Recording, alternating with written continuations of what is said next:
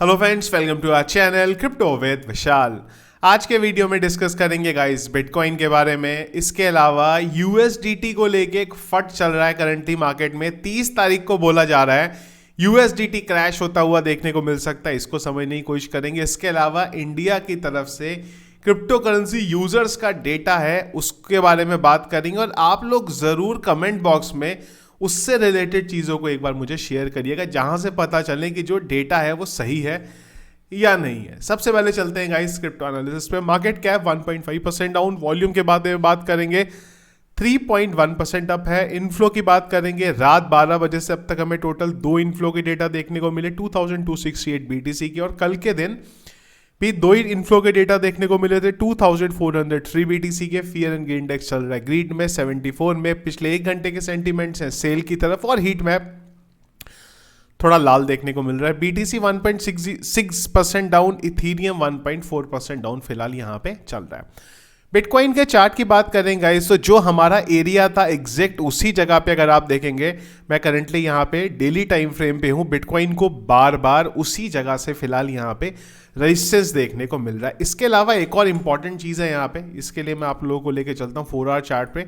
Currently अगर आप देखेंगे तो ये बिटकॉइन का एरिया है जहाँ पे फिलहाल बिटकॉइन अभी चल रहा है। अगर आप देखेंगे मल्टीपल बार इस एरिया पे हमें रिजेक्शन देखने को मिला, फिर हमें यहाँ पे रिजेक्शन देखने को मिला, और उसके बाद रिसेंटली भी हमें यहीं से रिजेक्शन देखने को मिला। और ये हमारा करंटली जो बिटकॉइन का सपोर्ट है वो यहाँ पे बन रहा है। इस हिसाब से अगर हम लोग देखें तो जो बिटकॉइन का करंट सपोर्ट जोन है वो आ जाता है यहाँ पे 92,000 के नियर अबाउट, और रेजिस्टेंस की बात करेंगे तो वो आ जाता है यहाँ पे नियर अबाउट 99,000 के नियर अबाउट।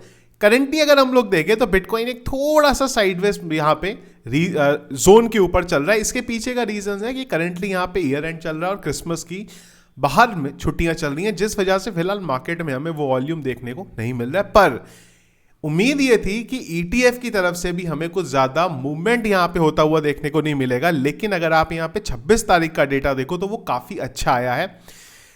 आप बात करें 17, 18, 19, 20, 21, 22 का डेटा नहीं है, 23, 24 के बाद अब आप जाके देखते हो 26 तारीख को, तो एक पॉजिटिव डेटा हमें यहाँ पे देखा है, जहां पे फिडेलिटी की तरफ से सबसे ज्यादा 254 मिलियन के बिटकॉइन बाय हुए हैं। और अगर आप आर्क इन्वेस्ट की बात करें तो $186 मिलियन के बिटकॉइन यहाँ पे बाय हुए। और ब्लैक रॉक का भी अगर आप देखें तो नंबर यहाँ पे पॉजिटिव है। तो ये फिलहाल एक मार्केट के लिए फिलहाल अच्छी चीज है कि ईटीएफ की तरफ से पॉजिटिव डेटा हमें देखने को मिला। ओवरऑल अगर आप यहाँ पे देखते हैं तो $475 मिलियन का पॉजिटिव हमें डेटा यहाँ पे बाइंग होती हुई ईटीएफ के थ्रू देखने को मिली है। तो अगर ये थोड़े दिन और बरकरार रही तो इसका इंपैक्ट हमें मार्केट पे देखने को मिल सकता है। लेकिन ओवरऑल मार्केट से वॉल्यूम अभी फिलहाल थोड़ा गायब है। पर हाँ, जैसे ही नया साल शुरू होगा उसके बाद उम्मीद है चीज़ें हमें होती हुई फिर से पॉजिटिव देखने को मिलेंगी। बहुत जल्दी वीडियो हम एक डेडिकेटेड करेंगे कि 2025 में क्या बिटकॉइन का प्राइस हो सकता है, कौन से इंपॉर्टेंट फैक्टर है जो क्रिप्टो करेंसी मार्केट में इंपैक्ट जो है कर सकते हैं।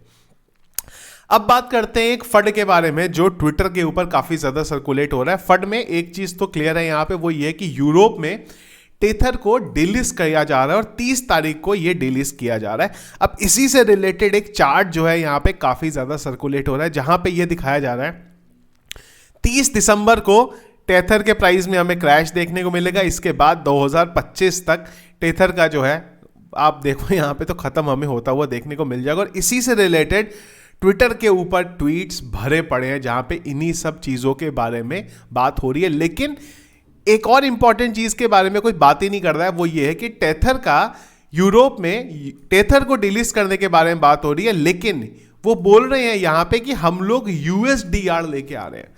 तो यूरोप में हुआ ये है कि मार्केट्स इन क्रिप्टो एसेट्स, जो कि MiCA रेगुलेशन है, उनके यूएसडीटी जो था, उनके जो रेगुलेशंस के पैरामीटर है उनको फुलफिल नहीं करता, जिस वजह से उसे डिलिस्ट करने के बारे में बात हुई। लेकिन सेम टाइम पे यहां पे टेथर ने बोला कि हम लोग यूएसडीआर लेके आ रहे हैं, जो कि आपके जो रेगुलेशंस के पैरामीटर है उनको यहां पे फुलफिल करता है। तो आपको यूएसडीटी को डिलिस्ट करना है कर दो, पर उसका ऑल्टरनेट हम लोग यहां पे यूएसडीआर लेके आ रहे हैं। देखो, अगर आप रेगुलर हमारे वीडियोस देखते हो तो टेथर के फंड को लेके मैंने बहुत बार आप लोगों को बोला, और मेरा पर्सनल ओपिनियन यही है, अगला क्रिप्टो करेंसी मार्केट का क्रैश जो है वो यूएसडीटी का फंड या फिर कोई बड़ा एक्सचेंज जो आज के डेट में टॉप एक्सचेंज है वही लेके आएगा। पर ये इन सब होने में टाइम है। ये होगी कहानी जाके, अगर आप साइकिल देखो तो 26-27 में जाके कुछ आपको ऐसा होता हुआ देखने को मिलेगा, अगर ये चीजें होती हैं तो।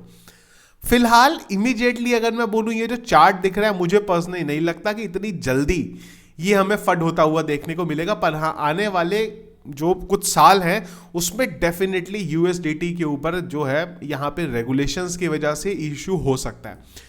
खैर, इसमें एक चीज़ और भी है कि पहली बार नहीं है कि यूएसडीटी के ऊपर कुछ इस तरीके के फंड होने, सालों से मैं इस चीज़ के बारे में सुन रहा हूँ कि यूएसडीटी निकल जाता है, लेकिन अब रेगुलेशन जो है वो काफ़ी ज़्यादा मार्केट पे हावी हो रही है और उस रेगुलेशन में एक बहुत बड़ा इम्पैक्ट है यूएसडीसी का। तो वो ज़रूर हो सकता है कि जो अगला साइकिल आएगा बुल मार्केट का, उसमें यूएसडीसी लीड ले सकता है, और यूएसडीसी को अगर लीड लेना है तो यूएसडीटी को मार्केट से हटना पड़ेगा, तभी यूएसडीसी लीड लेगा। अब आप बोलोगे मैं यूएसडीसी के बारे में क्यों बोल रहा हूं?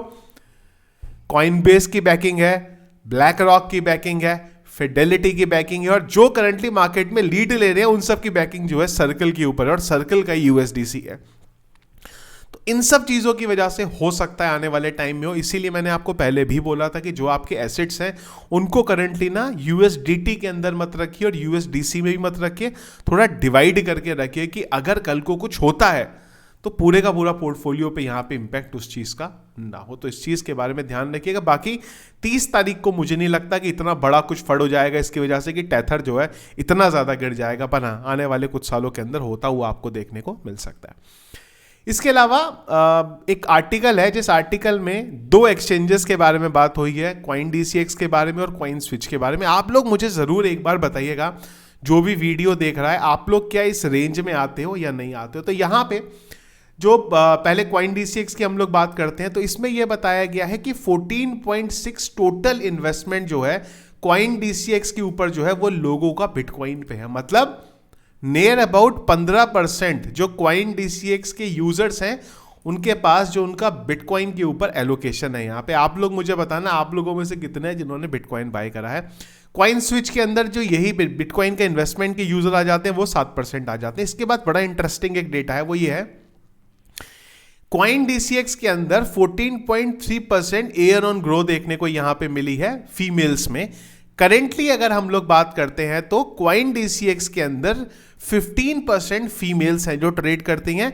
CoinSwitch के अंदर जो ये डेटा है वो 11% फीमेल्स का है। मुझे एक बार कमेंट बॉक्स में बताना आप मेल हो या फीमेल हो, तो पता चले, क्योंकि मेरी पर्सनल अंडरस्टैंडिंग यहाँ पे क्या है, ये जो 15% फीमेल वाला है ना, इसमें 2 लोग आते हैं। एक तो वो लोग आते हैं जो अभी तक जिनके पास अपनी ऑफिशियल आइडेंटिटी नहीं है ट्रेड करने के लिए, इसलिए वो अपने घर में मम्मी की या किसी की आईडी से ट्रेड करते हैं। और वो लोग जो जॉब करते हैं पर टैक्स से बचने के लिए अपनी वाइफ या फिर अपनी मदर्स के अकाउंट से ट्रेड करते हैं। इस वजह से मुझे लगता है कि 15% का जो फीमेल का डेटा है, अदरवाइज ये होगा नहीं। कमेंट बॉक्स में मुझे एक बार ज़रूर आप इस चीज़ के बारे में बताना कि आप इस कौन सी कैटेगरी में आते हो। दूसरी चीज़, टॉप सिटीज़ जो बोली गई है इसमें न्यू दिल्ली है, मुंबई है, बेंगलोर है, पूना है, कोलकाता है, लखनऊ है, गुजरात की काफ़ी सारी सिटीज़ है, जयपुर है, गुवाहाटी है, लुधियाना है, नागपुर है। तो एक बार आप मुझे कमेंट बॉक्स में ज़रूर एक बार बताओ कि आप कौन सी सिटी से आते हो, जिससे पता चले कि जो डेटा है कितना एक्यूरेट है यहाँ पे। क्या हमारी ऑडियंस भी इसी हिसाब से यहाँ पे डाइवर्ट है जिस हिसाब से सिटीज़ हैं, या फिर ये पूरे का पूरा नंबर जो है फेक है यहाँ पे। तो इसको समझने के लिए मुझे लगा सबसे अच्छा तरीका है कि जो हमारे यूज़र्स हैं उनको मैं बोलूं कि अपनी सिटी बताओ और आप कौन सी कैटेगरी में आते हो, ये एक बार बताओ, जिससे हमें पता चले कितना ऑथेंटिक डेटा यहाँ पे जो आर्टिकल्स है इसको शेयर कर रहे हैं। तो ये था गाइस करंटली मार्केट में जो चीज़ें फिलहाल यहाँ पे चल रही है। कुछ और अगर इंपॉर्टेंट चीज़ रही, फिलहाल मार्केट में बहुत ज़्यादा चीज़ें हैं नहीं, मैंने आपको पहले ही बताया क्रिसमस की वजह से न्यू ईयर आने वाला है। पर अगर कुछ इंपॉर्टेंट चीज़ रही उसको सबसे पहले टेलीग्राम के ऊपर डिस्कस करेंगे, जिसके लिए टेलीग्राम के चैनल का लिंक वीडियो के डिस्क्रिप्शन में मिल जाएगा, वहाँ से आप उसको ज्वाइन कर सकते हैं। वीडियो पसंद आया इसको लाइक और शेयर कीजिएगा। चैनल में अगर आप नए हैं, फर्स्ट टाइम वीडियो देख रहे हैं तो चैनल को सब्सक्राइब कर लीजिएगा। Thank you friends.